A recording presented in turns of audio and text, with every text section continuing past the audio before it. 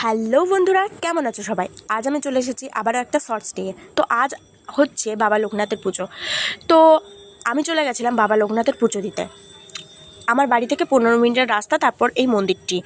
তো আমরা ওখানে গিয়ে পুজোর ডালাতে নাম ফাম লিখিয়ে তারপর ধূপ মোমবাতি জেলে ওখানে দাঁড়িয়েছিলাম, কারণ বাবা লোকনাথের যে ঘরটা প্রতিষ্ঠা হবে তার জন্য ওটা আনছিলেন ভক্তারা। তার পেছনে আসছিল যারা ডন্ডি দিচ্ছিল, কারণ যাদের মানসিক ছিল, মনস্কামনা পূর্ণ হয়েছে, তারা ওখানে ডন্ডি দিয়ে দিয়ে আসছিল।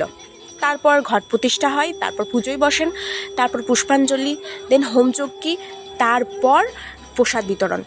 আমরা অবশ্য এতক্ষণ ছিলাম না, পুজো দু ঘন্টা হয় এরকম, তারপর পুষ্পাঞ্জলি দেয় মা বৌদিরা, তারপর আমরা বাড়ি চলে আসি, কারণ মা বৌদিরাও বাড়ি চলে এসেছিলো।